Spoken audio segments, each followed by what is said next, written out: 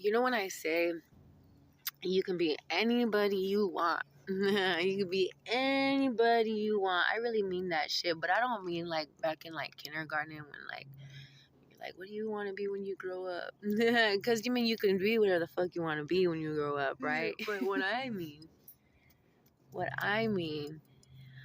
is you ever have these conversations with somebody and they're like, I hate to say this, but right, and then they say it anyways. Like, if you hate to say some shit, don't, right?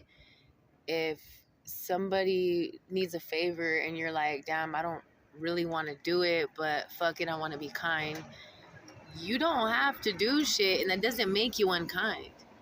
It makes you somebody who doesn't want to do some shit, right?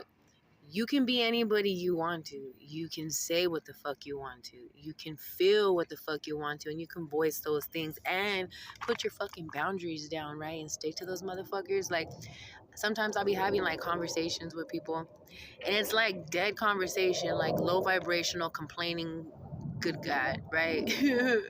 And I'm just like, for a while, I'll stand it to see where they're going with it. But at some point, the complaining won't stop, right? As long as you let motherfuckers complain, they will go straight into autoplay and continue fucking.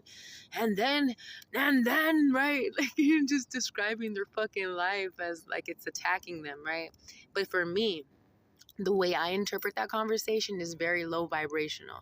And for me, that means that I am be sitting there listening to what they're saying, like permitting it to exist in my life, right? If I'm condoning to this complaining, then I'm naturally going to manifest shit to complain about in my life, simply because I'm having myself sit there and listen to this person's complaining, right? Listening to this person's reality.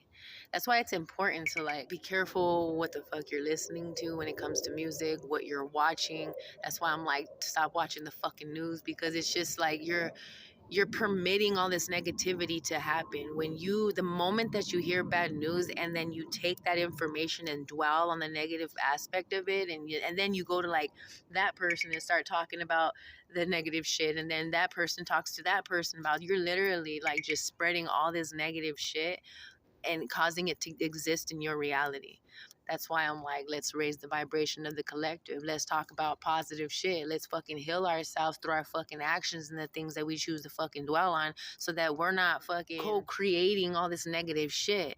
It seems like all the negative shit is more powerful than good, but it's because people are so wrapped up in the this is what happened to me shit, right? Like the victim mentality. But if you're like positive, like the energy flows, right? You're positive. You say these affirmations. You can't let the world get you down. You know what I'm saying? But you see all these positive affirmations. You are affirming what it is. But the thing is, you got to believe that shit. You gotta be like fucking Eeyore, like, oh, bother. You got to believe what the fuck you're talking about. You got to believe the positive things that you're actually pinpointing out. Thank you for this beautiful day. And believe that shit. Look around and pay attention. Say it. Today is a beautiful day. Thank you for this beautiful day. And then stop and look at shit. Realize just how beautiful it is. Trip out on the potential of what could happen through this beauty, right? That's a motherfucking meditation right there. But that alone, man, sends out these waves of fucking positive frequencies and people you won't even be talking to, but they're standing right there. And they're just feeling your shit. You know what I mean? And it's good shit. It's not the wah, just crying about shit, complaining about shit, but not doing nothing about it. Chasing rice.